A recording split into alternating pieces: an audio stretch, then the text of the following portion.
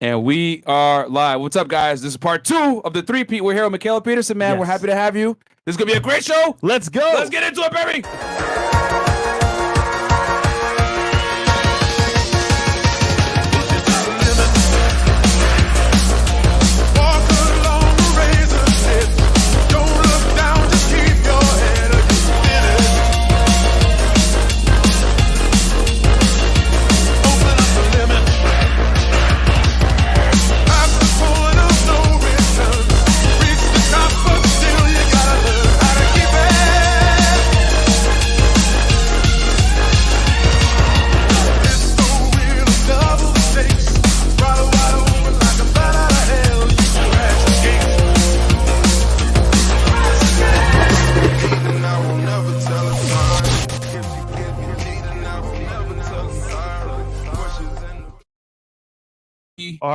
We are back. What's up, guys? Welcome to FreshandFit Podcast. We are here with Mikhaila Peterson. Really excited for this interview. Quick announcement, guys. Patreon.com/FreshFit. All the behind-the-scenes content that you can't see on YouTube. And then also check us out on Cameo, guys. You guys want us to send you a shout-out, make fun of you, trolling, or your girlfriend, whatever or your you want. friend. Whatever you want, guys. We got y'all. Check us out over there on Cameo. What is it? The link will be in the chat, I guess. Is there a special link in the chat? Cameo.com/FreshFit. Okay. And then check us out on Spotify and Apple Podcasts if you can't watch us on YouTube. And get the merch, FreshandFitPodcast.com. Anyway, right. Mikhaila, welcome to the show. Can you introduce yourself we know who you are, but they might not know who you are. Can you introduce yourself to the people? I'm Mikhaila Peterson. Most people probably know me because my dad is Jordan Peterson. The legend. Yeah, he's pretty fun. We can get into that later. And what do? I have my own podcast, Mikhaila Peterson Podcast. And shout out to that. Thank you.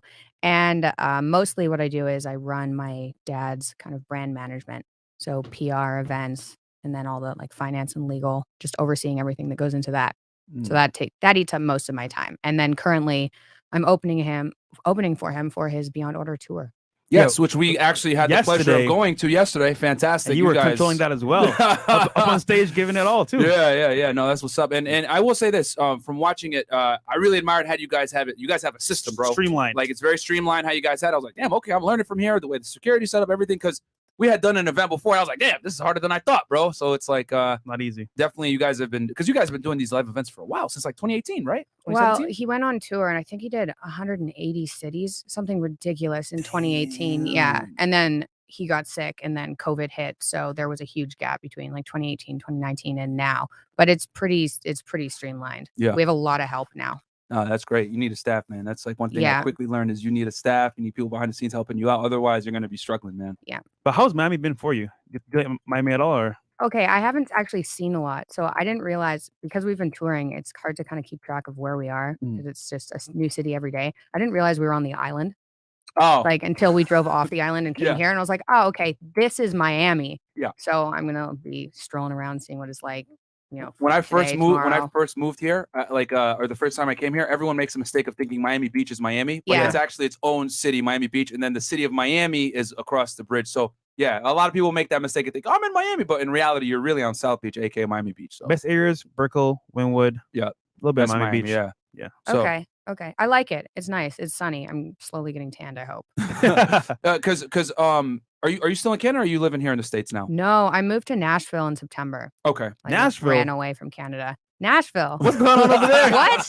Nashville's amazing. Yeah. Have you guys been Tennessee? to Nashville? I've Tennessee is amazing. It's like the bachelorette party capital. It's the bachelorette capital of But it also means that everybody who's downtown is pretty clean. Everyone's just having a good time. It's really freedom oriented. So it's like COVID doesn't exist there. Yeah. I mean, it's kind of like that here too, but it's very similar. Yeah. And that's it the South in hot. general, which is great. You know what I'm saying? Is they're fairly, it's not like friendly, New York and polite. California. yeah, exactly. Yeah. I was going to move to Austin, but I went to Austin and decided no. And Miami, good decision. It's getting taken over, dude. Austin, yeah, it is. Right now, it is. The tech companies are moving in. It's cheaper, and they're slowly they're leaving California, going to places like Austin. They're coming over here to Florida as well, and hopefully they don't bring their tax and everything else. But that's a whole other story. So, we know you as managing your dad, working with your dad. Obviously, you're a critical component to his tours and everything like that. But can you tell us a little bit about your background growing up, what it was like? Sure. Give us the history. The history. Well, let's see. I was really sick, and it's more apparent when I got better how sick I was. But I was pretty sick from the age of 2 I was diagnosed with arthritis when I was 7. So I spent like my teenage years pretty depressed, pretty ill, surgeries, hospitals with arthritis and major depressive disorder. So my childhood, I mean, my dad was still almost exactly the same person he is now. Like what you see on YouTube and everything, his lecturing style, like I've really heard that since I was little. But I didn't have, growing up was rough because I had an autoimmune disorder. So it was pretty rough. And I had a rough teenagehood, I guess. I drank quite a bit, but I think to kind of mitigate the depression, although I mean lots of people drink when they're a teenager, but I did that. I ended up getting And you grew up in Canada, right? Yes. Oh, what part of Canada did you grow up? I was born in Montreal and I grew up in Toronto. And the drinking age in Montreal, is it still 18 or was it 18 back then? It's 18. Okay, yeah. So What's just so it like- people kind of have perspective here, like It's funny. What's it like living in Toronto? Because a lot of people from Toronto come here to Miami and they say it's way better. But what's it like living in Toronto? Oh, Toronto was pretty good until COVID hit. Like it's super multicultural. Downtown is really cool. It has little neighborhoods. It has like little Italy and little Portugal and little India and just little neighborhoods. It's kind of like a mini New York, right? It's not like New York, but it's kind of like it's a very mini New diverse, York. culturally diverse. Yeah, and Extremely. it's a great place to live, but COVID has just decimated the downtown. Yeah. So I ran away in September. and that's Canada in general, man. I mean, they got, and we'll talk about it a little bit more with the trucker situation. Yeah. But so you grew up with the disorder, and drinking in your teens and everything else like that. Did you go to college or? I did. I went to Concordia. It's an art school in Montreal. Okay. And I kind of wanted to follow my dad's footsteps. So I took psychology and classics at Concordia. I got too sick during university and had to go back home, which was very disappointing. Ended up kind of getting my health under control. This was before diet, and went to Ryerson for biomedical science. Okay. Nice. And you overcame it through your diet. Can you tell us a little bit about that? Yeah, in like really short form. No, Because this could stretch out. Yeah, you could detail a little bit if you got the time for. I know you're the one that's on a time clock, so let us know. When I was 23, I was back in university for, like I said, biomedical sciences. I was so sick with arthritis that I was on 7 medications. I couldn't sleep very well. My shoulders were the arthritis was everywhere except for my spine. Right. This wasn't like sore knees. It was like I had my hip and ankle replaced when I was 17. So this was like deadly arthritis. It was the worst arthritis my rheumatologist had ever seen. So when I was 23, after being through the medical system for like 15 years, I decided to go back to school to try and figure out what was wrong with me, because even though that seemed like an impossible task, but I wasn't functioning. And after a couple of years of research, I decided to kind of give diet a whirl. I'd always been told diet had nothing to do with health, like really had nothing to do with health, even for gaining weight and things. So I limited my diet down to kind of what's known now as a paleo diet. So I got rid of anything I thought I could be allergic to. It was like, okay, people are allergic to eggs. People are sensitive to dairy. Soy obviously is not really very good for people. So I got rid of everything except for like meat and greens and some sparkling water. Just yes, no. Speaking of sparkling water. Sorry, I didn't even see it. There you go. Meat and greens, sparkling water. I was paying attention. God damn it. Go ahead. Sweet potatoes, like a paleo diet. Yeah. And I ended up putting myself into remission in like 3 months. Yeah. And for those that are wondering, real quick, paleo diet, guys, if it wasn't around 10,000 years ago, you don't need it. Simply put, that's basically what a paleo diet is. Like no Boil it grains. down. Yeah. Yeah. Like, No sugar, no processed foods. Exactly. Heavy on the meat. Yep. And so I did that. And then it got a bit complicated. I stopped taking all my medication because I was pretty mad at the medical system. I was like, okay, diet has a role to play. Well, I don't want to be on any medication anymore because it was making me brain foggy. And so I stopped taking all the medication, and I didn't have a doctor like watching that. And I ended up putting myself into antidepressant withdrawal. So I'd been on antidepressants from grade 6 till I was 23. Wow. Yeah. And it was for like severe depression.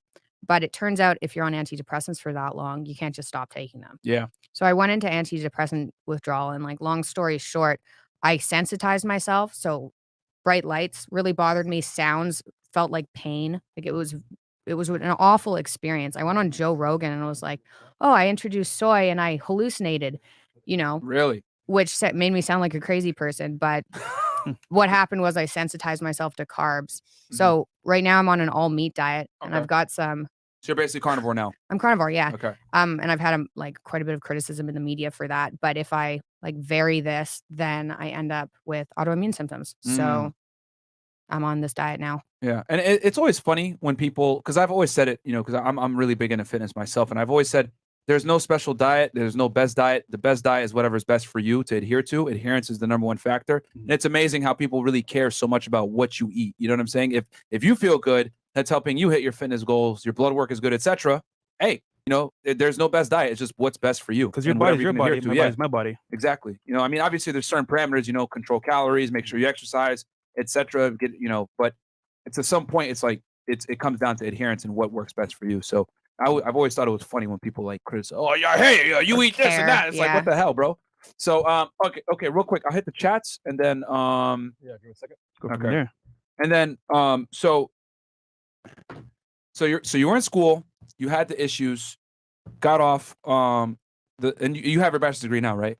No, I didn't finish it. You didn't finish it? No, I was in biomedical science. Yep. Put myself into remission with the autoimmune disorder. Mm-hmm. Then my dad went viral. So that all happened at the same time. Yeah. And so I was in school when that happened. And he and my mom were completely overwhelmed. Yeah. I mean, you guys kind of know it's overwhelming. Well, There's a lot of opportunity, right? Tell the people, because they might not know we know what it is, but what did he go viral for that basically changed everything? Oh, okay. So he put out a video called Professor Against Political Correctness. And it was literally because he was coming downstairs in the kitchen complaining about HR in universities. And my mom was like, just put it on YouTube. Mm-hmm. And then it went viral and the university was up in arms about this video. There were protests. He was on the cover of newspapers. It was like, what is happening? Yeah. And then there were podcast invites, and this was 2016. So, we had no idea what that kind of encompassed. And so I was helping my mom eventually because my dad asked her for help for scheduling things. So I ended up scheduling things for him because my mom was completely overwhelmed and my dad was really stressed out. He thought he was going to lose his job at the university. And at that point, he had been a tenured professor, correct? Yes. Yeah. Which and it was at risk. Yeah. It's very difficult to get rid of a tenured professor. And this was at the University of Toronto, if I'm not mistaken? Yeah. And you were in school at the same time? Yeah. How was the people treating you or talking to you while this was going on? Was it good or bad? It was pretty weird. My friend group kind of split, right? Because they're like, oh, your dad is anti-trans. I was like, no, he's not. He's just not. And so it did kind of split my friends group, but I think it was kind of in its infancy. So people didn't really know who I was or my relation to my dad. So it didn't really affect my school very much. Okay. Yeah. Okay. So he this video goes viral and it had to do a lot with the pronouns, correct? So he refused. He said, I'm not saying your words. And he basically said he wasn't going to use people's pronouns. Right. Yes. But it wasn't he didn't mean he wasn't going to use pronouns for everyone. He just said, you come up and you force me, you look like a man. You're telling me to call you a she. I'm not doing it. Yep. Right. So that was basically it. Yeah. And I think the other big issue too, that people don't understand, which, I applaud your father for this immensely, is they pretty much made it a law that you have to refer to them that way. They did. And you know what I'm saying? And the issue here is that now you're, in a first world country where freedom of speech is supposed to be a right, now you're encroaching on that. And that's the issue, which I thought Canada doesn't have that. Canada doesn't have free speech as a right like America does. Really? Yeah. Oh, wow. So I didn't even know that. I did not know that. Yeah. Wow. So that's why they were able to put that law into place. Okay. Yeah. That's crazy, bro. Yeah. Imagine if they tried that here. People go crazy. Bro, as they that's should. The foundation. Yeah, that's the foundation. And here's the thing. That's the foundation for many first world countries. So I'm amazed. So it actually got, because I know it got passed, and then it pretty much was having it. I mean, yeah, dude, when you fuck with free speech, that's when crazy things happen. Because here's the thing. You give them a little bit of a centimeter, they're going to take a mile off that. Yeah. You know what I'm saying? It starts with, you need to refer to them in this way. It's illegal otherwise. And then it starts getting worse and worse and worse. You know what I'm saying? You can't stop it at that point. Yeah, you can't stop it. So, you can see that now, the state Canada's in now. They've just the government's just further and further and further encroached on rights. Yes. It's crazy. Yes. Justin Trudeau. and I mean, I guess that could segue into the, what's your take on the trucker situation right now with what's going on in Canada? Oh, well, good for them. Yeah. I'm shocked that it took Canadians that long to start fighting back. Yeah. Right. It was really frustrating because I talked to people and they'd be like, why are you still doing this? Right. This isn't going to end. They're like, well, I can't, I have no choice, but I don't like it either. I was like, well, then just stop wearing a mask. Just do that first. Right. It's not very hard. Just do that. But people weren't willing to do that. And then truckers ended up in Ottawa and I honestly thought Trudeau might send in the RCMP and arrest them, which I don't know if that will still happen. But I mean, good for them. Finally. Yeah. I can hold you. Canadians are very nice and polite, so I can see it taking They a are, while. yeah. Oh, you okay, mate? And for those of you guys that are wondering, RCMP is their federal police. Think of them as that's their version of FBI. You know. So and they cover statewide. Canada has a very interesting law enforcement system. All right, so I'll read these real quick. We got let's see here. Thunderstorm. Myron and Fresh, in honor of Black History Month, will y'all be dabbling in the dark? Much love, and Mikhaila looking good AF. All right. Thank you. And then we got Richard Hernandez, $5 just supporting. Thank you so much, Thunderstorm 87. What do you all think about the Nick Cannon situation? Shout out to him, Which man, one? spreading his seed. Oh, about again Living another girl life. pregnant. Hey man, Shout out to you, brother. Yo, City Boys, we up. Frank Sonora, he's from Canada as well. 1399. Yep. Mikhaila, first podcast I've watched from your podcast was with Chris Williamson. Loved it. My life productivity doubled because of that episode. Lots of gems dropped. Okay. Oh, that's cool. I'll tell him that. That's and fun. then Ben's Kovacs. Just saw your dad on PBD's podcast today. Was an interesting one as always. I saw your interview with the Iceman. I'm not cold outside anymore. Sweet. That's funny. So More. oh, okay. We got Jennifer Grover. Jennifer Grover. Guys, I freaking love Mikhaila Peterson. Sorry if I misspelled, and her dad. She makes so much sense, and we need her voice. Glad you have her on. Yep, absolutely. Myron Villar, $20. Thank you so much. Big Mo, you promised no more fried chicken. You lying, bro. I can feel that chicken. It's bad enough. I gotta carry your big booty all day, Myron and Fresh. Please save me. I'm just an innocent chair, and that's coming from Big Mo's chair. All right. God. Yeah. Keen Simon, CDN doesn't have free speech. The government is allowed to enforce reasonable limits on speech that may be considered hate, obscene, or defamatory, which is vague AF. Yeah, that's actually very dangerous right there. Yeah. I did not know that. I thought Canada. It's crazy. No. Wow. No. America's really unique in that way. Man. That's why it all come in here. Yeah, that's why. Real talk. Yo, there's so many Canadians that are here in Florida chilling, bro. Many. Hey, like, bring the girls, bro. Bring all the girls. Shout out to Toronto, man. But no, we have a lot of people we work with from Canada or whatever, and it's the same things. Like, hey, man, we're still in lockdown. You know, we can't do nothing. Got to wear masks. It's almost a police state, goddammit. And I'm like, holy crap, bro. Like, it's wild. What happened to that guy was shouting for freedom? Something like Chris. The white guy. Oh, What happened to him? the guy with the teeth. Yeah. Where is he? Where's he now? The white guy with the teeth. There's a lot of people that fit in. No, but No. on social media, that's like fighting for the rights and like the mask and all that stuff. I don't know what happened to him. The last time I heard about him, I think he was blacklisted from flying. Yeah, exactly. Yeah. He just fell off the map. Yeah, he really did. Damn. No idea. So, all right. So your dad goes viral, for standing up and saying, hey, I'm not going to refer to, people in this way. I'm going to call you what you are from a factual basis, right? For pronouns. And then it blows up and it overwhelms your mom. And so what happened? You were talking about the university and the tenureship, and he was a little worried about that. Oh, yeah. It was really stressed out my family. I can remember him in the backyard being like, I'd rather go to jail. I'm not doing this. Like, he was really serious about it. And we were like, well, okay. I guess we'll just see how to deal with this. And it was pretty stressful. And then for me, so I was in university, I ended up getting pregnant in university. And so that coincided almost at the same time as my dad went viral, about 3 months later. So all that happened at the same time. And so when I started working for him and helping manage his brand, it was about 6 months after my daughter was born. And so I was at home with her and then trying to organize his life so him and my mom weren't so overwhelmed when they were going on tour. Yeah. So that's how I kind of started working for him. Okay. Okay.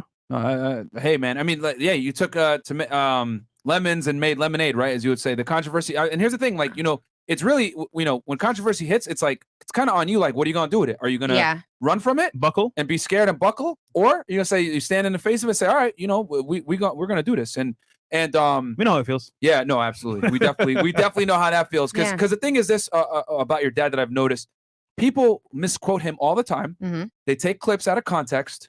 And we know this because they do the same to us. You know what I'm saying? Because if you're saying something that could be considered offensive if taken on its own without any type of context, well, what are the people going to do? They're going to use that clip, spin it around, make you look crazy, put in the news, narratives are being spun, and say, how can you tell us a little bit about about that? Because he's probably one of the most misquoted, misrepresented individuals that I've ever seen.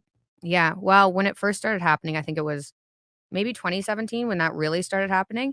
And every single time there was an article, even if it was like BuzzFeed or something like New York Times, every single time my whole family freaked out. Because when it first happens and you're like, oh, I'm in the New York Times and they're calling me, I don't know, a misogynist or anti-trans or racist. Yeah, exactly. Do you just have that as a button? Yeah. Oh, yeah. We have a whole button for it because we get it all the time. Like, because the thing is, anytime you say anything that's factually based that may be considered offensive to women or to any type of like protected group, it's automatically almost always met with you're racist, you're misogynist, you're transphobic, you're insecure. There's all this kind of fucking shaming language, and it's ridiculous now. You can't even speak objective fact anymore without offending someone. So, sorry, go ahead. Continue. Yes. So yeah, they were hitting them with all these terms. Yep. Yeah. And so every time that came out, my family freaked out. It took us a number of years to kind of desensitize and like, it's New York Times. It's the New York Times. Exactly. So there you go. Yep. But I would say it was one thing to go after, misogyny or trans or racist or something like that, white supremacist, whatever. You're going to throw at him Nazi. That's a nice one.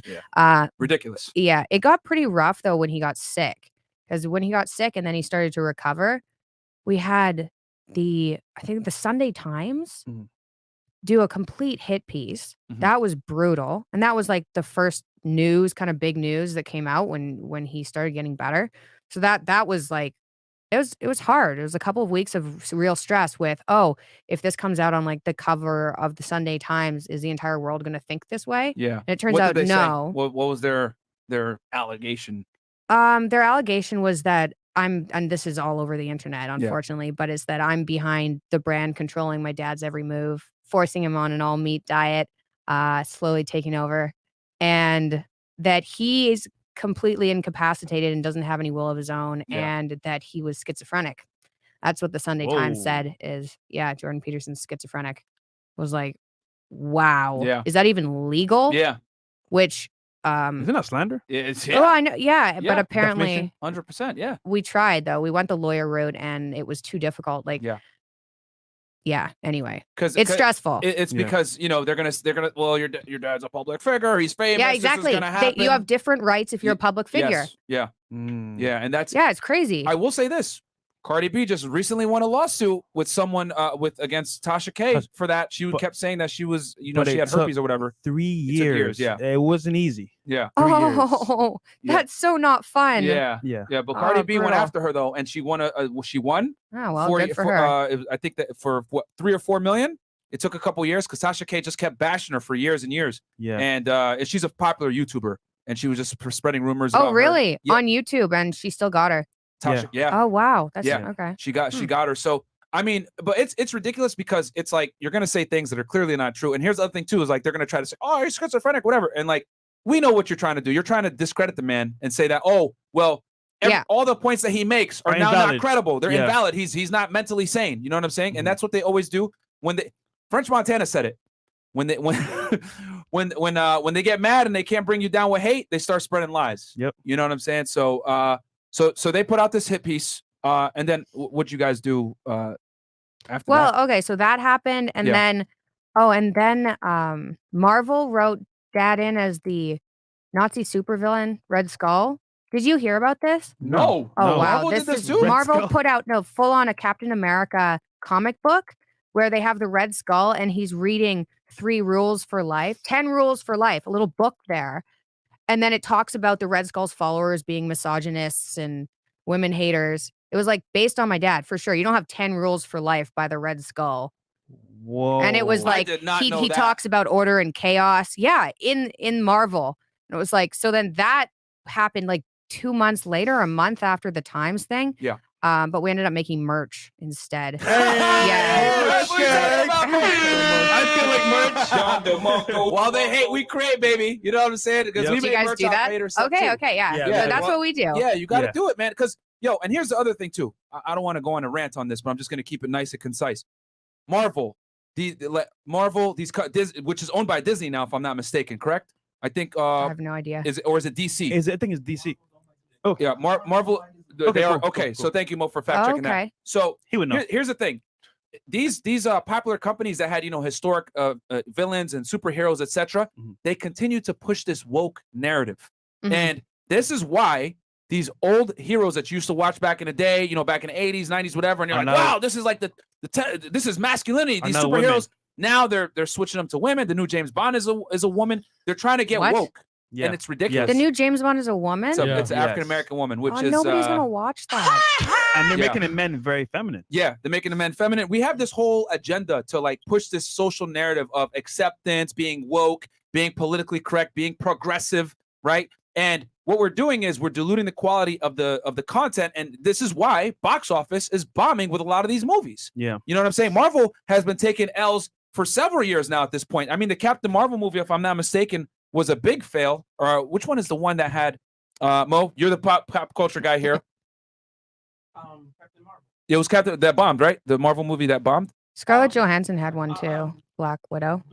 That one bombed. I mean, the point is that they're taking these traditionally masculine characters that were created back in the 50s and 60s, etc. They're trying to make them woke. They're changing the situation. They're making the superheroes that were men, women now. They're trying to appease this narrative, and it's ridiculous. And they're losing money for it because people always vote with their wallets. And I'm glad that Hollywood is taking a hit with all this stuff. Go woke. You deserve to go broke, baby. You know what I'm saying? It's bullshit. There it is. Eternals. Okay. Yep. Oh, that was awful. I didn't finish that. I was like, oh, this has so many. Oh, that was awful. Yeah.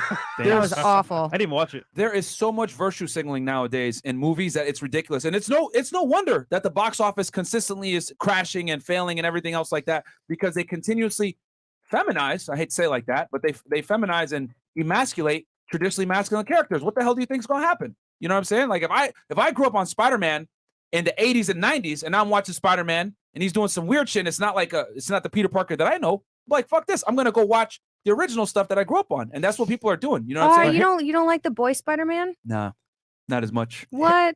I mean, it wasn't bad, but it's not what you're used to. It's not what you're used to. I'll say this. The new generation, that's all they see. So here's the problem, right? We are used to the masculine, more traditional superheroes, but the kids of this generation, this is all they know. So then they're taking in, okay, this is the gospel, this is what it really is. Yeah. And then they kind of reenact that in real life. And I will say this, Spider-Man is not as bad. Yeah. Spider-Man is the best of the worst. There are some dislikable side characters in Spider-Man. Yeah. They kind of put the woke agenda in through them. 100%. I agree with that. Yeah. That is true. Yeah. And it's also, there's so many things that go on. Like, you know, they typically make the guy, like the villain is like a traditionally masculine man who's white, right? They do that all the time. And then they make the hero, you know, someone that is more, you know, how do I say this? More left-leaning to some degree, some virtue signaling person that matches a certain criteria to make them look good. Relatable. And yeah, more relatable. And that's the thing, like, no one's going to talk about this, because if you say that, oh, you're a bigot. Oh, you're racist. Oh, you're misogynist. Oh, you're toxic. Oh, you're insecure, small dick energy, blah, blah, blah, blah, blah. And it's like,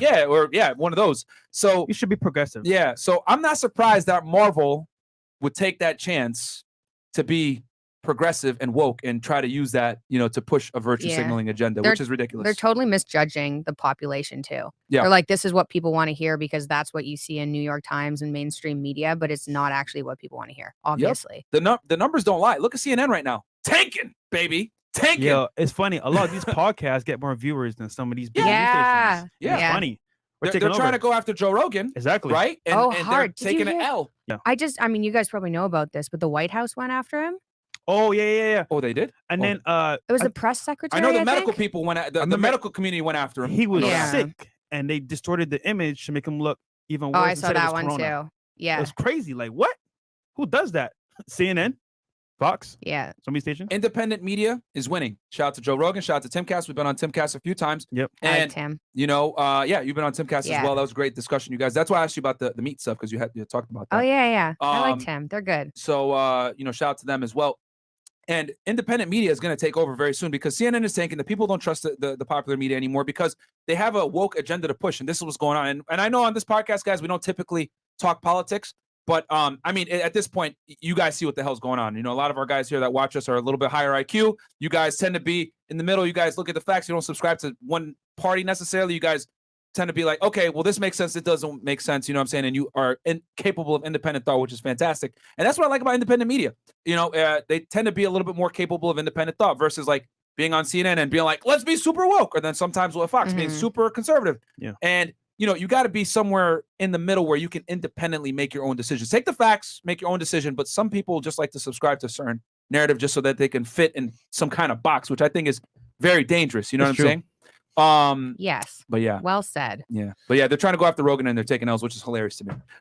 Real quick, just another commenter. Myron, please use this to get yourself a McDonald's Justin Trudeau special, aka McChicken.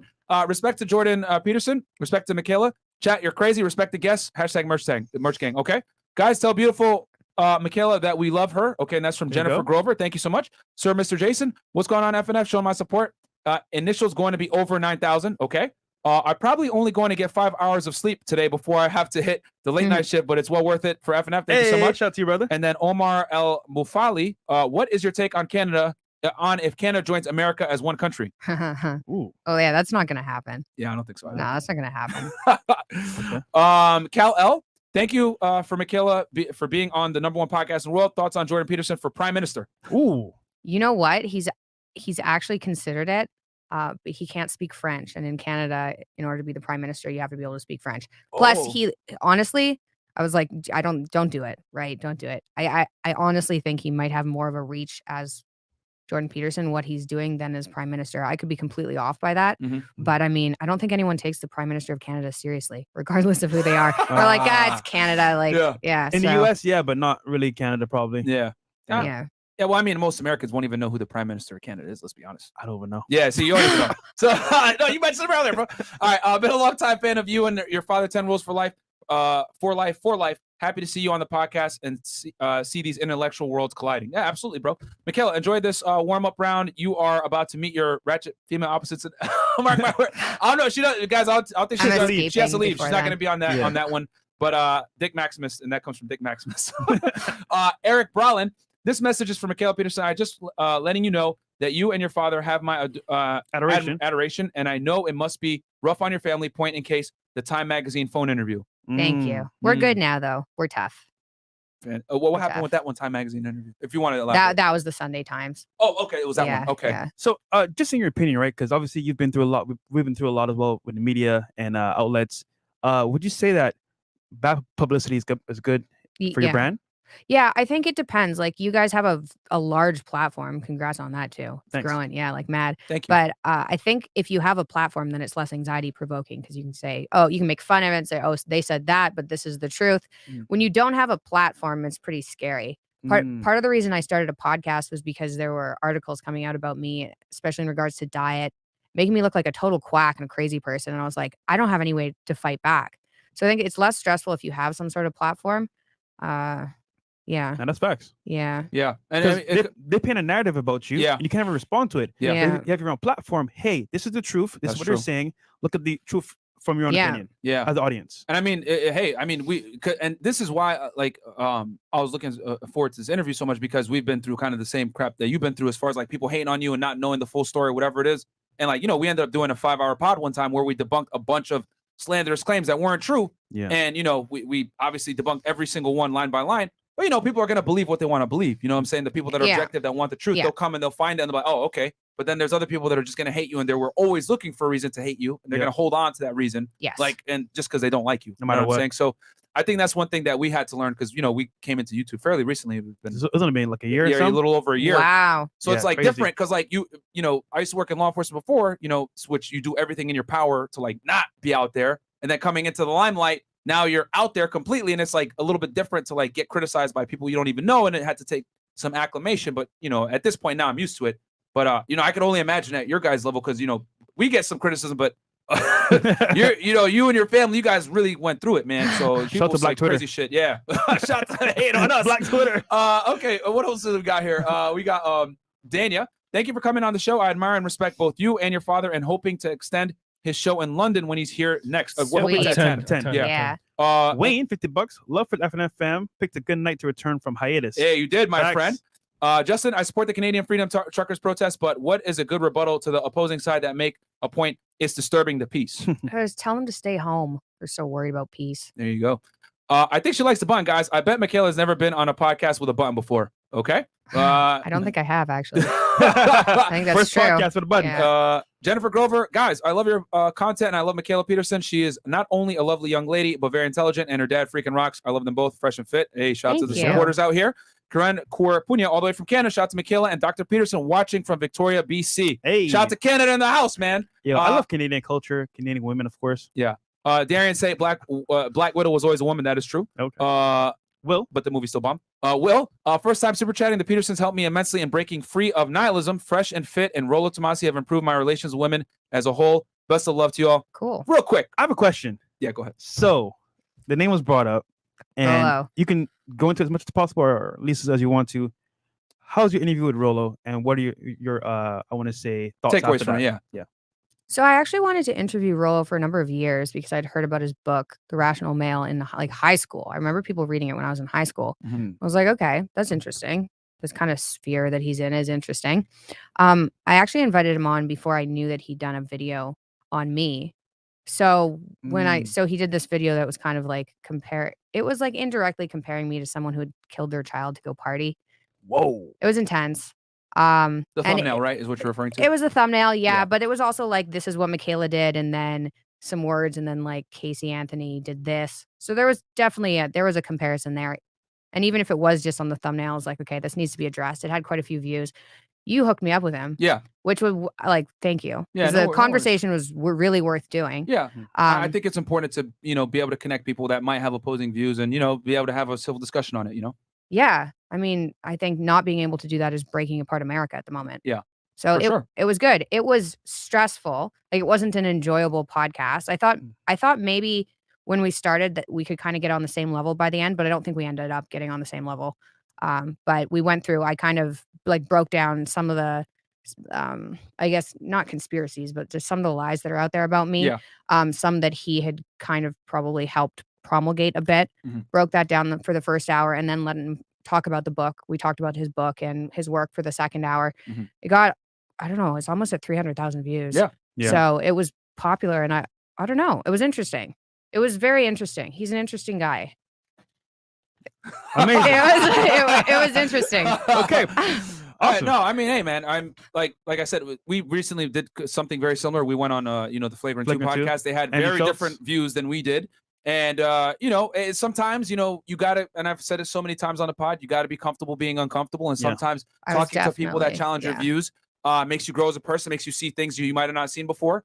And, I think it was a good discussion. I'm glad that I was able to hook y'all up. You guys were able to obviously create a video that got quite a bit of views. You guys were able to both, say your piece and talk to each other. And, I think that's what it's about, man. I think if people spoke more to each other that have opposing views versus just like attacking each other without the other person there to defend themselves or be able to, have these discussions, it would be a better place. You know what's the best part? The audience can see for the first time two opposing sides, what they believe, and then make a choice for themselves. Damn. Yeah. Hey, you know what? I agree with this part of what she says. I agree with this part of what he says. I can make a sound decision and say, you know what? I believe this. And that's important. Yeah. If you don't have two sides to the story, you're not one side. What's the point? Yep, absolutely. And we obviously, you guys know we're good friends with Rollo Tomassi, but we like Mikhaila as well. So, hey, if we can hook y'all up, fantastic. You guys had a great conversation, got some views. Yeah. It was worth doing. Yeah. It was worth it. It was, like I said, it was stressful. Okay. I was stressed. I think I was angry, actually. I'm not neurotic. I don't get like freaked out easily. I'm pretty stable, but I was definitely, after I saw that video, I was definitely angry, which I don't normally get. But I don't know if I care very much. I'm glad we had the conversation. I'm glad he came on. Yeah, we understand. Speaking of which, so what are your views on the current, I guess, state of men and women right now when it comes to relationship, feminism, being progressive, etc.? The deterioration of the family unit. What are your overall thoughts on that? I think, well, it's definitely happening. There's also an increase in mental illness overall, so I don't know how much of it has to do with that. I think part of it is, or maybe a majority of it is caused by the birth control pill. And I'm like, a big aspect of my podcast is health-based. And the birth control pill is really hard on women. Yes. Like, it's really hard on women. It makes completely sane women go crazy. And people don't talk about it. It's like, oh, side effect, and they're already crazy a little bit anyway from the beginning. Well, no, but like, that explains it. Yeah. So I think that's a huge problem. And then we have people who are really far left being like, oh, every male is prone to violence and like don't associate with them, and they're just like bad people, can't change, right?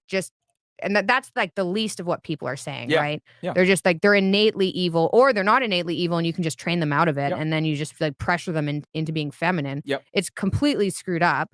And then I think I think that there are people who are on the other side, men in particular on the other side, who are like, oh, all women are X. So all women are, I mean, women are a little bit more emotional than men, quite a bit more emotional than men. So I'll let them have that. But I think both sides contribute to the issue and are widening this gap so that men and women can't communicate. I would say the majority of the problem is on the left. Like the majority of the problem is on the left for sure. But I don't know how it's going to get better. Like I think it's just going to get worse for a while anyway, with people being split.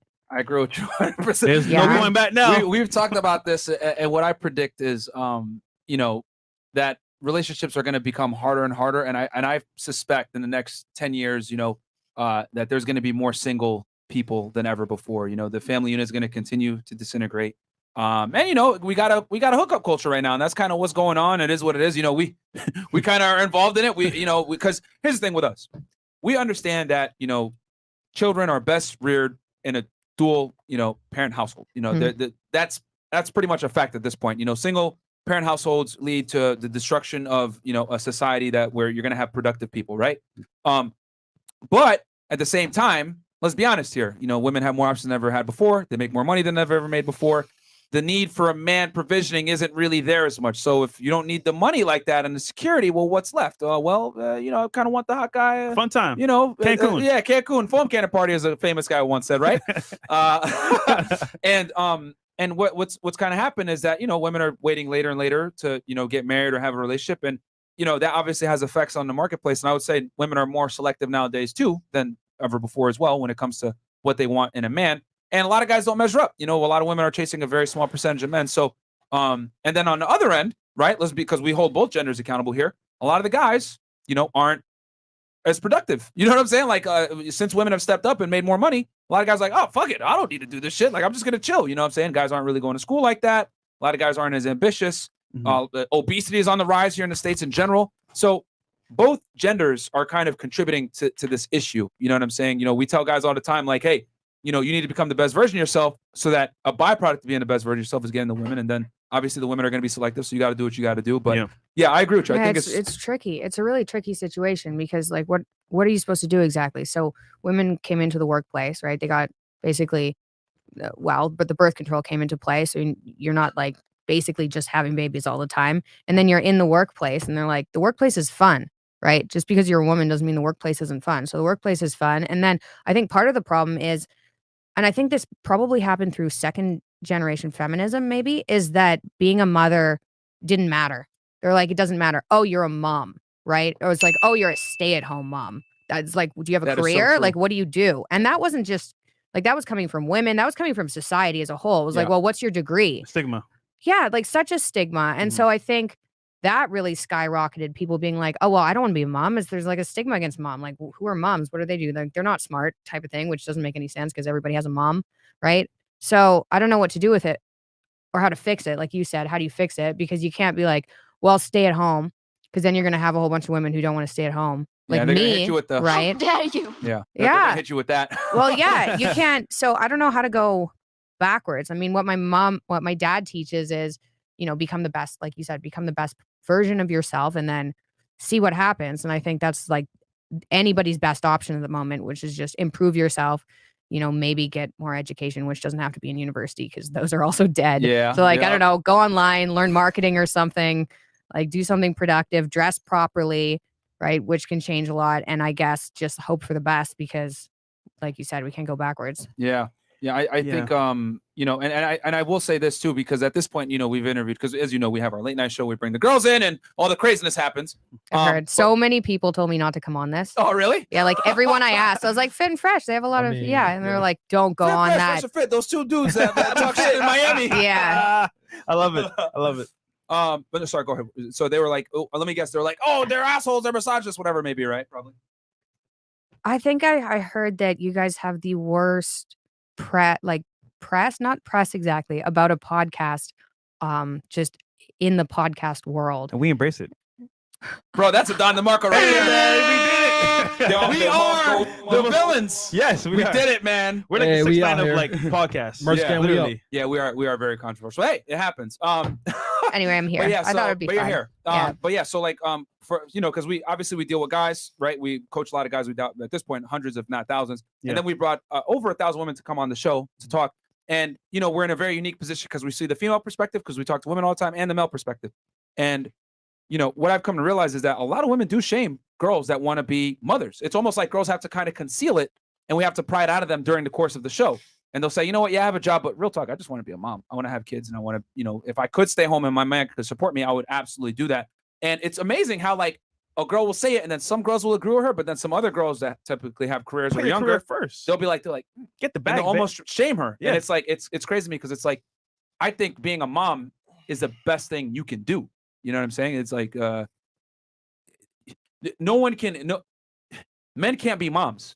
You know what I'm saying? That's like a gift that only women can give and only women can do. And I think that's obviously why they say, women and children are off the boat first and men stay on the boat. You know what I'm saying? Because it's critical to the propagation of society is children. So you being a mom and having a career basically for yourself, podcast, helping your dad around the world, what's that like? It's tricky. Like when it first started, I felt a lot of guilt. I was like, my mom was a stay-at-home mom, and I was like, well, am I supposed to be staying at home? And I had like my daughter, so she was 1 at the time, and I've been home the whole time, although I've been working at the same time. So like baby, laptop. And I was like, I don't know if it's my personality. I know I have more of a masculine personality. It was like, I'm drowning. I need something to do. And I think also it's because having kids now isn't the same as it used to be. So you have kids now, and like I was young, I was really isolated. Like all my friends were out partying. It's not like I wanted to go out and party, but I just didn't have any friends anymore. So maybe if it was less isolating, but no, still. I need like work. I'm ridiculously productive. Like I'm waking up at 7. So you had your child and your dad was going through the controversy. So you had already kind of polarized your friends because some of them were like, okay, we're going to stick by you with this controversy, and then some. Okay. Yeah. It was tricky. I had like a core group of friends, but it was pretty isolating. So I don't know. Like I look at my brother, he's married, and my sister-in-law is like super thrilled with being a stay-at-home mom, and she's an amazing stay-at-home mom, and she's fulfilled doing that. And so I think you have like the majority of women who are probably doing that. My best friend's like that too. She's super happy. She's at home with a kid. Her husband supports her. I think like, that's the best setup, man. Call me old school. It depends. It depends on the woman though. Like if you're like, that isn't going to work with me, I'm going to be at home and I'm going to be angry that I'm not doing more. Right. I need more to do. However, I think there's a subset of women who are probably smart people and very industrious who can do both. So it's not like I don't want to have more kids. I want to have more kids. I really want to have more kids, but I'm going to be the type of mom that has a career, has kids, and probably has help taking care of the kids. And I've wrapped my head around that, even though it made me insanely guilty to begin with. But it's either that or I'm going to be at home and resentful. Guilty from wanting to do more from work or guilty from wanting to do more as a mom?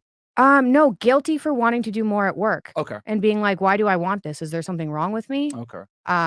Which I guess isn't how normal. I don't know if women normally think like that, but I was like, yeah. Would you say that's because you got that kind of from your dad? Probably. Seeing how he works? Yeah, probably. And my mom was a stay-at-home mom. And although I think that she probably needed more to do too. But so from your experience, obviously, a lot of women that have these lifestyles. Would you say women prefer a career or having a kid or even having both at the same time?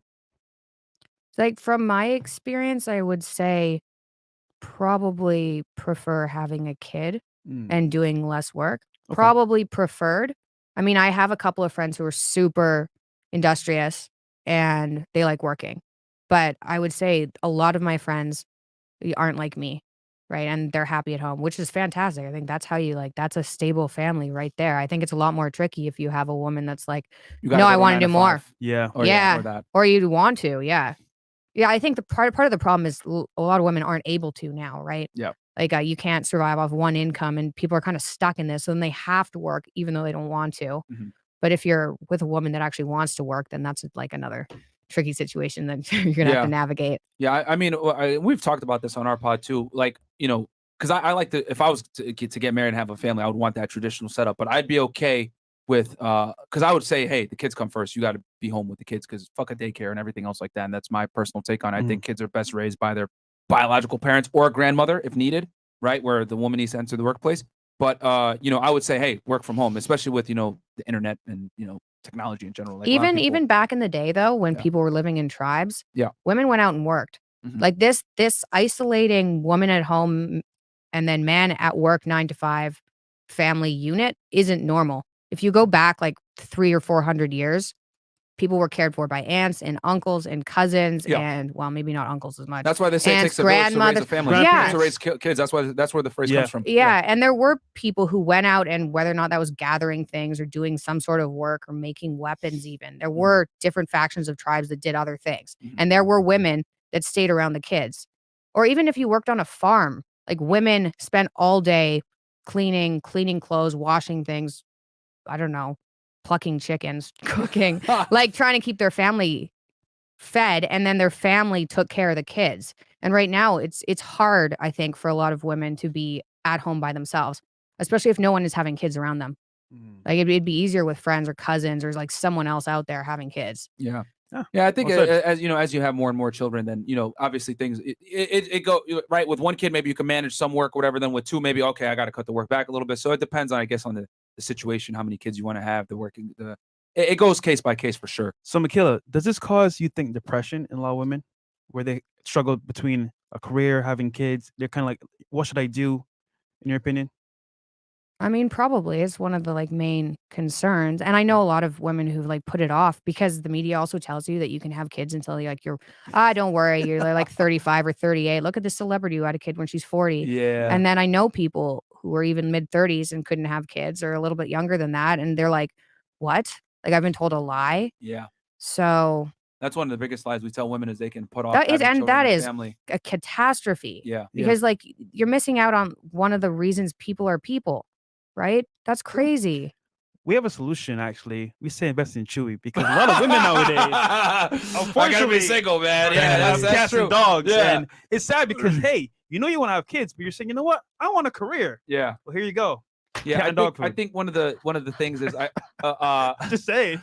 Because we definitely and we've noticed this too, because there's been a bunch of women that come on the pod and say, well, I'm just gonna have a kid when I'm 40 or when I'm 38, 37. Okay. If there's like, and I'm like, well, holy crap, well, hold on one second, stop the phone. Like, what? Like, is this like common? And the more and more girls we interview, the more they think, I'm gonna have a kid in my mid 30s and 40s. Who are you interviewing though? What kind of women do you have on this show? You know, it's funny. We've had women that are 30 plus and they did the whole career thing, and they come here crying, saying, I wish I didn't take this route, and I had a family and someone that supported me. I'm telling you, it happens all the time. Or one day, young, I'll find somebody. Yeah, one day. They hope for it. But if we're gonna, because I know you probably want to look at the actual demographics, but between 18 to, we've had women as old as like 45. Yeah. But if you're gonna average it out, I would say we're interviewing girls in the 24 to 25, 26 range. Yeah. In that mid range right there for the most part. Some are college grads, right? Some aren't. Some are entrepreneurs, etc. But it's amazing to me how they all, whether college educated or not, they all kind of have this mantra, hey, I can put off having children until I'm older and it's fine. And I'm like, oh, well, I don't know if y'all understand. But yeah, they don't, I don't think. But I think it would be helpful. It would have been helpful for me. I mean, I always knew I wanted to have kids. And that's probably because of how I grew up, not because of my personality. To tell you the truth. It's probably because of my dad. Maybe. But where was I going with that? So did he instill it in you from a young age? Hey, you have a finite amount of time to, is that kind of what led to it, or? Probably. Yeah. I can't quite remember, but probably. Okay. Like I always knew that, but I also knew biology. Yeah. Right. So I think I don't know who taught me that. It could easily have been my dad. Okay. Yeah. I mean, speaking of which, I will say this, because we were talking about colleges earlier, and I made a note. So what are your thoughts on college nowadays, as far as obviously I like this question. What are your thoughts on modern day university, in the West in general, Canada, United States? We have very similar education systems. Similar, except America charges way more. And then the same. Yeah.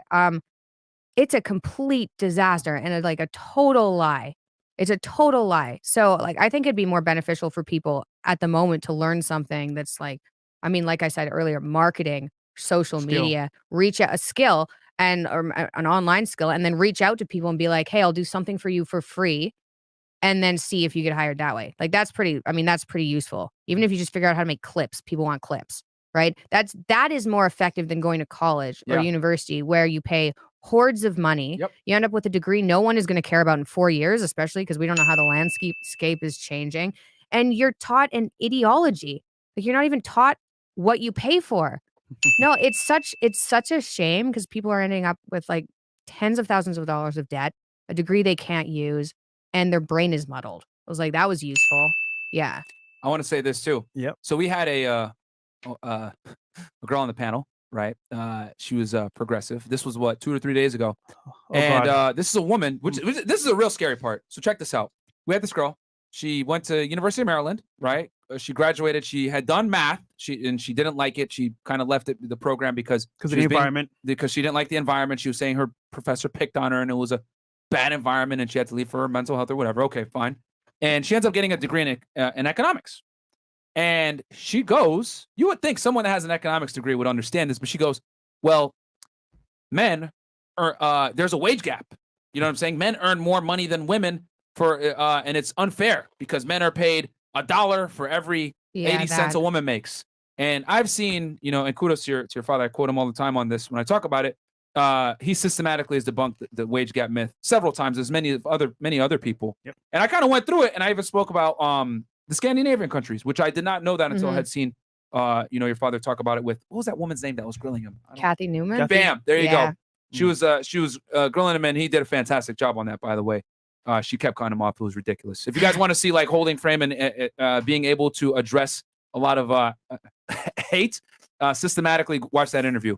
But in general, I use the Scandinavian talking points that he did, and she really had nothing to say about it. But the thing that scares me is if you went to college, you're educated, you literally majored in something that is going to let you know that there is no way that the wage gap actually exists because of gender only. It's a multivariate issue between, income, agreeableness, and a bunch of other variables. And it just, the college system is failing is all I got to say. Because that was amazing to me that she literally sat there and argued with me saying, oh, well, there's a wage gap because of women, because we're women. And I was like, we're fucked. And this is coming from someone with an economy degree. Yeah. Economics degree. And you know what's funny about this is that like all we're doing is we're dividing between the haves and haves not. So you go to school, right? You get this degree, and it's funny. I went to school with this girl as well in Barbados, and she spent her whole like teens and up basically in school getting a master's degree in psychology, right? Now, mind you, I don't know what you're gonna do with that, but for the most part, she did that. And guess what? She's working at a pet shop. So all of that schooling to work at a pet shop, and it's funny because she's a master's student debt now, and she's stuck at a pet shop. So now she's gonna be broke working at the pet shop for most of her career. So it's kind of like, okay, she went to school, got her degree, but what's the point here? And then the people that learn the skill either on the internet, e-commerce, I don't know, YouTube, Twitch, it doesn't really matter what it is. They have a more upside because once they don't have debt, and two, they have income coming in right away. So it's like haves and have-nots for the most part. And I will say this too, because I'm a little older. I'm 31, so I graduated college in 2013. I went to a 5-year school in Northeastern in Boston, Massachusetts. Yeah. And I was seeing the indoctrination happening real time when I was there. And I'm glad I'm not in college now because it's gotten way worse because my brother's in college right now. And it's like, at this point now, it's like, we're talking 70-30 split between men and women. Most of, the faculty is dominated by women. Not to say that women are terrible people, but did you know, by the way, I will say this too. There's a gender study class on feminism that is literally studying our podcast. Oh, yes. Someone sent me screenshots. Brittany Renner. Yeah. Good the Brittany Renner interview is studying our podcast. Have you seen that? Yeah.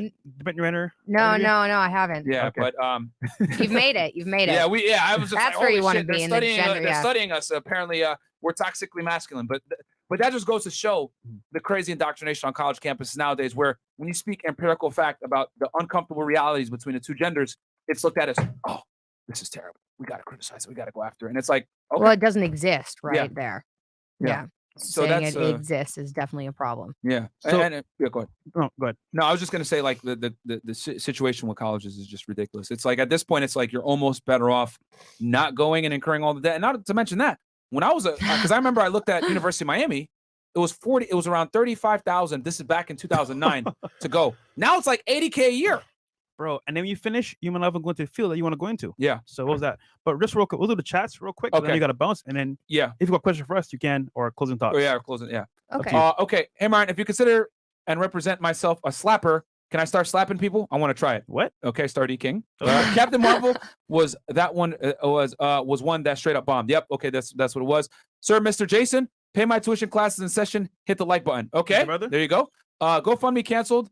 The Freedom Convoy's fundraiser for violating its terms against violence and harassment. Did you hear about this? Such BS. By the way, Mikhaila, thoughts on H3 removing your dad's interviews from their channel? Oh. Okay. Ethan Klein. Up to you. Yeah. Which he challenged us to a debate. Which, hey, stop ducking, bro. Where you at, bro? Where you at? We can have a discussion on this. You guys should have a discussion. No, he will. Ethan, he has no sense of humor. You can see that from tweets. He's not. I don't know what audience he's catering to because I don't think anybody likes him. Like I don't know. It was low and like what virtue? Like no one cares, right? It's like, oh yeah, I'm out here. I removed Jordan Peterson. It was like, good for you, right? Saving the world from dangerous people. Yeah, there, Ethan. Yeah, he could have just taken the videos off and just been done, but he had to make an announcement too. See, I'm confused. You're trying to appease people that don't care about you, and when you appease them, guess what? You do one thing wrong, they're gonna turn on your ass. Yep. And I think your dad tweeted as well. They're gonna bite you back in the ass. Like, yeah. He's not safe. No, you're not safe at all. And I will say this too. I mean, this might be unpopular. This is my opinion and my opinion alone. The left always eats itself. They always do. You know what I'm saying? They always, because it's always a battle between them of who can virtue signal more, who can be more righteous, who can be more, empathetic. That's what it is. Because like, here's the crazy part. People that were considered liberals, right, 10 years ago, are now considered conservatives. Yeah, me. Yeah, weren't you? I wasn't around. I wasn't in the media back then. I was rowing boats somewhere in college. But yeah, it's amazing like how people 10 years ago were considered like, oh, you're a raging leftist. Now those people are considered conservative. So if that does not show that we've literally like, that's a whole other discussion. I was picking coconuts in Barbados. Yeah. I mean, what's your thoughts on that as far as like people now? Because people will probably consider you like conservative, alt-right, whatever else term they want to use nowadays. I was definitely. I mean, I was arguing with people who were like super pro-feminism in 2013. I can remember. I went to an art school, so it was like an art school. Yeah, breeding ground. Yeah, breeding ground. So there was that. But I'm still like, I still figure out I'm not liberal, I guess, anymore. But I'm like, I'm libertarian. I'm not a conservative. Yeah. Right. I'm not. Yeah. So I don't know. They're definitely eating their own. Yeah, for sure. No, they definitely do. Okay, so what else do we got here? Finish up here with these chats. Yeah, $10. Myron Villar, $10. Thank you so much. Beast Mode 205. What would you say is the legacy you and your dad want to leave when it's all said and done? Is chasing purpose worth the pain in hindsight? God bless. That's a good question. Yeah. So I've actually thought about this before because I was so sick for so long and diet helped me. I'm hoping that by the time I die, when you go to the doctor for a lifestyle disease, like obesity, diabetes, this type of things, the first line of treatment is diet rather than here's a medication. So I'm hoping that happens by the time I die. So the reason I even bothered with this all meat diet, because I'd rather not be known as like beef girl or like be the beef girl person. Because it's like, well, it's not like that's part of the reason I started a podcast was like, I got to get out of this. I don't want to be like the carnivore person. Yeah. But the reason I still talk about it is because I'm hoping that it'll actually make some change with the medical system. Because I mean, people are so sick. Like 1 in 5 people are on a psychiatric medication. Yep. Everybody has weight problems and it's sad. Yeah. Like I was there, so it's sad. No, I agree. I'm anti-medicine as well. Like if you can, if you can get away with not taking medicine, I always say, because there's always like some side effects that are gonna fuck you up that are worse than the original issue. And they don't tell you, like those antidepressants, getting off of those I was on OxyContin when I had my hip and ankle replaced. I got off of OxyContin. I was on it for a year. I was on a high dose and I got off of that. Getting off of antidepressants was way harder. Yep. The withdrawal lasted way longer. Yep. And no one told me that was even possible. Yep. Yeah. If you're feeling sick, get this antibiotic right now. It'll solve all your problems. Side effects include 20 other problems. You know what I'm saying? Including death. You may die. Chris goes, is Mikhaila staying for the after hour show? No, she's not. She's got to run, guys. Got to run. Nathaniel Sabag, Marvel director, actually said that he made Captain Marvel the strongest because he wanted to promote a female empowerment narrative. Same for the Hulk. He is the extreme man, and they nerfed him because of that. Wow. Yeah, bro. I mean, it is what it is. Jennifer Grover, I love Mikhaila. FNF, XO, thank you so much. Reading 12 Rules for Life changed my life. Have VIP tickets for the tour in Grand Rapids, Michigan. Shout out to Fresh, to Myron, Fresh, Mikhaila, and the GOAT, JBP. And that's from Jonathan Yoshirima. Yep, bro, you're going to enjoy it, guys. We were there yesterday. Yep. $2. Alan, Mikhaila, thoughts on RP philosophy? I think It's honestly, I'm not that familiar with well, it depends. I mean, what's Rollo Tomassi? Is that black pill? Is that red pill? Is that red pill? It's a praxeology of yes, red pill awareness. Red pill. Yes. Okay, so it depends. If it's looking at stats and telling people the stats, then I'm all for it. Yeah. I think that people have to go out and figure out what's real themselves. Mm-hmm. Like look at stats that way, and just don't trust anyone, right? Anybody, including me. Like just go out, do your research, make up your own mind. They can't trust you, right? Yeah, right, exactly. I'm a quack. Yeah. Beef energy. Yeah, I will say this. Rollo's fantastic at using the stats in his books and everything else like that to speak about the differences between men and women. And I think as long as it's stat driven, you know what I'm saying, and it's fact. Yeah, you could do your own research. You could do your own research from there. Sean Muhammad, watch your interview with Hafiz earlier today. Okay. Oh, was that an enjoyable interview? Yeah, he's a really good guy. Yeah, that was fun. He's been on here a couple times. Shout out to Hafiz and the roommates. We need to bring you back, bro, if you're watching right now. Maybe he's too nice. Yeah. I always say like the roommates are like, we're like the evil twins. Yeah. Like they're Mario and Luigi. We're like Waluigi and Wario. Yeah, we're like the bad who's guys. Wario? You're Wario. Damn it. Yeah. He's that's funny. Do not use GoFundMe anymore. They ended the trucker protest campaign for a violation of terms of service. Use Give, Send, Go. Okay. Wow. Investing opportunities. You guys hiring? No, we're not right now. M4 Pierre. Shout out to Mikhaila Jordan. Tim Hortons, the trucker. Hockey and maple syrup. Yeah. Shout out to Canada, baby. $20, Jamal. Is there anything you may disagree with anything your dad believes in? I love your dad, by the way. Very motivational. That's a good question. Do you disagree with anything that your dad says? Honestly, I don't think a lot. Sometimes, actually a little bit. Okay. So sometimes this happened by the pool the other day. He went on, so it's like women are ruining universities it wasn't women are ruining universities exactly because there's like part truth there. Yeah. But I was like, this was the argument we had. Maybe the feminist narrative is ruining the college? Yeah. And I was like, it's not just, it's okay. So he's like, yeah, women came into the workplace, this is like, please don't cut this and say no, this is not you guys, who are out there, because this wasn't exactly what happened. But he's like, women are, they came into the workplace, they're ruining universities. And I was like, it's not just women though, right? It's not just women because there were men around there. Because men were the ones in universities. Yep. So men were in universities when women got into universities and kind of let this happen. Yeah. Right. So I was like, why don't you talk about that ever? Like, it's always like, oh, women are in here and they're, having trouble, and they're having trouble. Like, I don't think women are happy either. You've seen women on birth control. It's not a happy person. Yeah. I was like, maybe men should be responsible for part of the gender gap that's occurred right now. Yeah. Well, just to be fair, men allow things to happen. So yeah, overall, I mean, it's like that. Yeah. I mean, that. Because here's the thing, where like you could say birth control, right? So like a lot of guys were in favor of it because they thought, dude, yeah, you talk about birth control, so we can smash and not have kids. Let's do it. Cream pie. Woo! Oreo. Yeah. Wait, what? Yeah. Anyway, so they're like, so they do it, right? Yeah. But what they don't realize is what you've inadvertently done now is you've given all the leverage to the highest status men, because if you leave a woman to her own device, what's she gonna do? She's gonna pick the best guys that she could pick. So the guys thought, we're all gonna get laid, free love, man. No, bro, it's gonna be free love for the guys at the top 10%. You know what I'm saying? And I'm saying I would assume that that's very similar to the universities. Yeah, let's get them in here. Let's free love. Let's bang, and then next thing they know, they're only banging the athletes. They're like, fuck, wait, what the hell? You know what I'm saying? So yeah. Anyway, is what it is. Big fan of Mikhaila and her father. Thank you for coming on Fresh and Fit. I'm from Toronto, and hopefully it gets better for us. Yeah, hopefully. Yeah, bro. I really hope so. Okay, let's just read them because she has to leave. Yeah, we won't answer some of these. Okay. Okay. Question: when you say things like the government is a problem, do you think it's important to specify it's the Dems? Most people see the problems, but keep voting for them because they don't make that connection. Mikhaila, if you want to answer it, let us know. $10. Brian C. Folsom. Mikhaila, do you believe men have changed all that much? Honest answer, not sending a trap question. Yes. Yes. Oh, definitely. Changed? Oh, yeah. Yeah. Yeah. I mean, they've become more like to the left, right? Like there are a lot of wimpy men out there. Yeah. So yes, and on average, right? Yeah. Yeah, and you got to be clear. I think what he's trying to ask is like, have men changed in like what they like in women? I would say for that, no, we like the same things. But as far as like have men changed, absolutely, bro. Dudes are soft as hell nowadays. Which I agree with.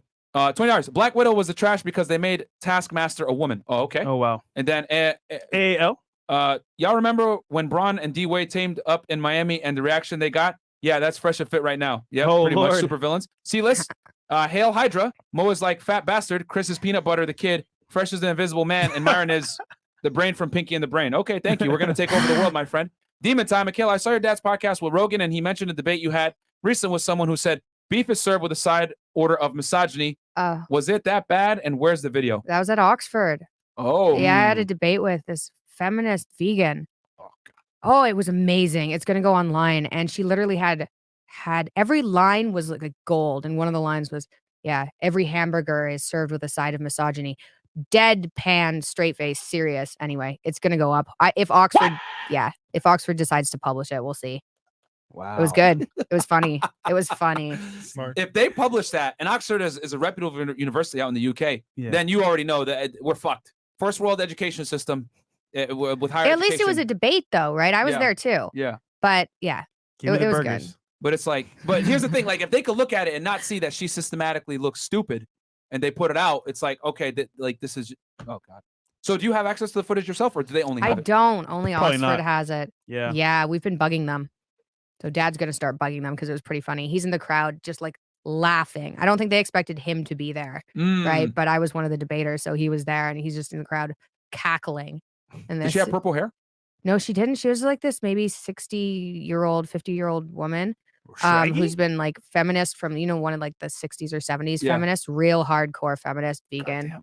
Yeah. How long did y'all go for? It was about 45 minutes, but there were a number of people on each side. Okay. Yeah. All right, we have a lot of chats. Okay, let's see here. $20 if you're not getting any slack, you're not over the target, because guys, there's a reason why y'all get the controversy. Very true. Demian 602, question for FNF and MP. Why do women with higher IQs find it difficult to stay in a relationship? I don't know if you want to. I mean, bro, women are attracted to men who are probably more competent than they are. Why would you want to be more competent than the man you're with? And so if you have an IQ over 130, it's going to be very difficult to find a man that has an IQ over that. And then I think any man you're with that has an IQ under that, you're just going to be like, what, you're solving problems faster than him? That's not attractive. So yeah, you're screwed. Couldn't have said that better myself. Stefan Nesvik. Do you think you could easily be a stay-at-home mom if you were with a man that made you want to be submissive and brought that side out of you? No. Okay. I want more kids. And I'm going to stay at home with them when they're really little, but I can't do that for like 10 years. I want the career. I want the podcast. However, fortunately, I'm in a place where I can actually have caretakers to help me, which I don't think is unlike having family around to help you. And so I think I can do both. And I know lots of people can't do that, but I've set my life up in a way, and I've been fortunate enough that I think I can do both. You can afford it. I want more kids. Yeah, I can afford it. Yeah, like thank God for that. You don't got to put them in a daycare. You can put them with literally like. Oh yeah, daycares are not a good idea. No. Chris Williamson uploaded a video called "I Don't Respect FNF." He took it down the next day. He could learn a thing from Miss Peterson and dare to show up in uncomfortable places for interesting convos. Don't be like Trudeau cowering from the trucker's nest from Pat Stedman's Polish passport. They're fucking hilarious, bro. This wasn't uncomfortable. I think he means because the conversation you had with Rollo. Oh, yeah, because you guys. That was uncomfortable. I think that one. That was a little uncomfortable. It was fun. It was good. We're good. Victor Rican, you Petersons will never understand how many of us have not self-deleted because of the basic direction given by Jordan. Thank you. Ooh. Yeah, saving lives, man. Saving lives. Good.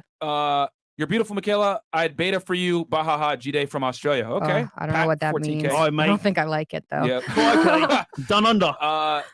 JB Martin, there's no off switch for the insatiable desire to cancel. Very dangerous. Mikhaila, appreciate you and your father doing courageous work in a failing world. Keep it up. Thank you. Wild Ducati, what would be your best advice to incoming college students or high school students given the current situation that they are dealing with from an educator's perspective? I think the same thing. Try and get a skill that'll actually make you money. Like, I don't know what you guys suggest, but like figure out how to do social media. Figure out how to do social media. Internet money. Best way to go. True freedom. Yeah, you could do that at the same time as university, and then when you graduate, maybe you'll actually have learned something. Yeah. Bam. And then last two here. The Moorish, greetings from Morocco. Mr. Peterson is very known among young people regarding drugs. I recommend a book called The New Emperor's New Drug of Irvin Kirsch. Okay. And then $20, Mike Mulvaney. Got to meet your dad in Tampa. Great event. You mentioned a lot of projects you and your dad are working on. What excites you most? And that perfectly transitions to what we're going to say next. Yeah. So tell us about upcoming projects and what excites you. Oh, there's a bunch. Okay. Peterson Academy is what's really exciting me. So we're trying to become like the Netflix of education. We'll Bam. see how that goes, Hmm. but really high quality video content to educate people on topics that hopefully matter. So a lot of real world skills, but then there are also Cambridge professors who are interested, and these are non-ideologically possessed people.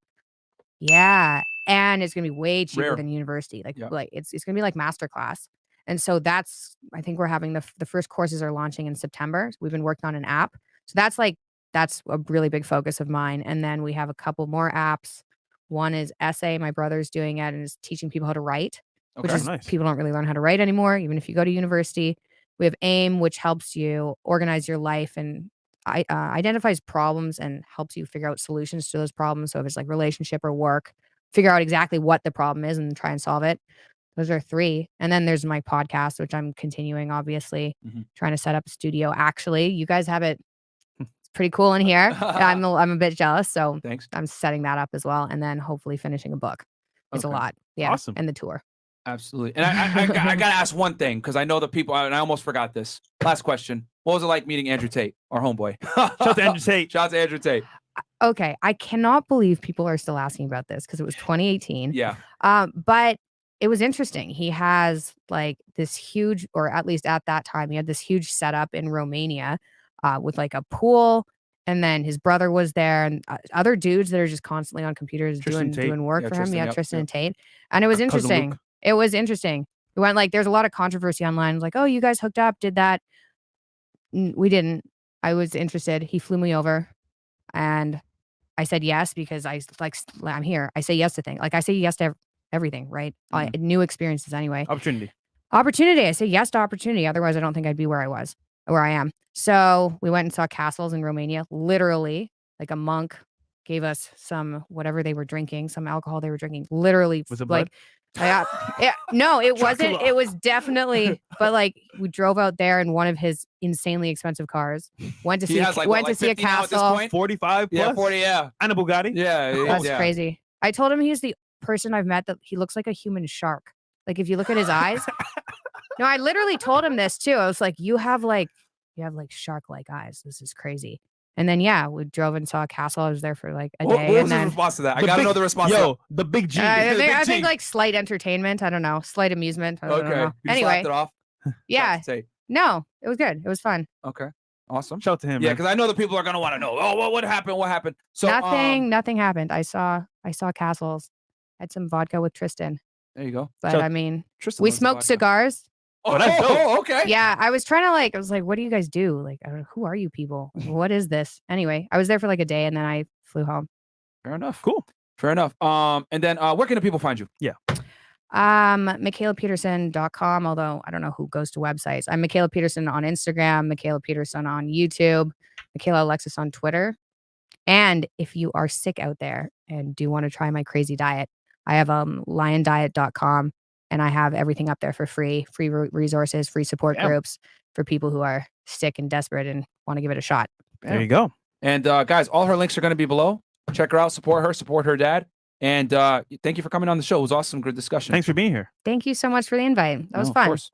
All right, guys. We'll catch you with a late night show With with some some girls. So if you guys, we had this is going to be part 3 of the 3-peat. So you guys get some value here with some knowledge. 3 podcasts in one day. Who does that? Call-in show. And then we're going to do some, I guess, what more raunchy content, I guess, here in a second. Definitely will. Less professional. All right, guys. We'll catch you in a bit. Peace. Peace.